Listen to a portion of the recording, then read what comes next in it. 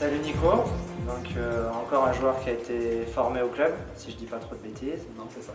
Voilà, quand le club a déposé le bilan, tu es parti un peu, Ouais. tu es revenu depuis un bon moment. C'est ça. Alors toi qui as connu le club avant, qui connais le club maintenant, qu'est-ce que tu penses de ce renouveau de l'AS Valence? Bah, il y a beaucoup de ressemblances, hein. Ça commence à avoir beaucoup de ressemblances. Alors c'est vrai que quand on a démarré en DHR, il y avait tout à refaire, il y avait tout à structurer. Donc c'était difficile, le challenge était beau aussi pour nous, les joueurs, pour venir ici. On voulait quand même redonner à Valence le club que j'avais connu avant, quoi. Du moins à peu près l'image que véhiculait l'ASO à Valence, essayer de la retranscrire dans le nouveau club de l'AS Valence et que ça porte sur cette ville, quoi. Donc c'est vrai qu'en DHR difficile, mais voilà, on a relevé l'objectif qu'il fallait monter. Puis depuis chaque année, le club se structure de mieux en mieux mais je sens que ça se rapproche de plus en plus de ce que j'ai connu à l'ASO à Valence, voire même à peut-être à un niveau égal. Après il reste le niveau au niveau sportif, mais concernant les structures qu'on a nous déjà, donc c'est exactement la même chose qu'on avait à l'ASO à Valence dans le groupe pro. Et concernant tout ce qui est extérieur entre le bureau directeur et entre l'organisation du club, ça se rapproche énormément de ce qu'on avait à l'ASO à Valence, quoi. Voilà. D'accord. Concernant ton poste, donc tu es gardien de but, c'est un poste particulier, c'est vraiment un poste à part.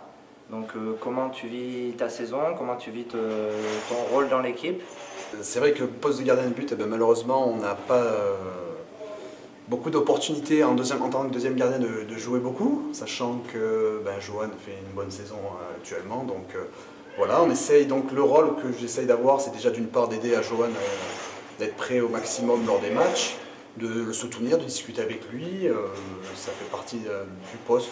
Alors c'est vrai qu'il y a certains gardiens numéro 2 qui presque feraient la gueule au niveau du gardien numéro 1. Moi, je n'ai pas cette optique-là. Je pense déjà que c'est un poste super dur. Si en plus on doit se tirer dans les pattes, ça devient difficile. Voilà, donc voilà, peut-être que j'aurai ma chance à un moment donné, donc il faudra sûrement la saisir, mais voilà, mais aucune animosité entre Johan et moi, et voilà. Après, au niveau rôle dans le groupe, j'essaye d'amener mon plus, voilà, sachant que sportivement, je ne joue pas beaucoup, donc j'essaye d'amener autre chose à l'équipe, qu'on ait une cohésion. Voilà, c'est vrai que comme j'ai toujours un peu la tête de Vercoutre à Lyon, dans le vestiaire, qui est un peu un leader, essayer de faire à peu près à son image, essayer de fédérer tout le monde autrement, quoi, et voilà, pour imposer des règles, n'importe, voilà, de mettre de l'ambiance, quoi. Voilà. Dernière petite question, cette année l'AS Valence fait une belle saison, que ce soit en Coupe de France, en championnat. Comment tu vois la fin de saison? La fin de saison, on espère toujours le mieux, hein. Là, c'est vrai qu'on vient de passer une période un peu difficile.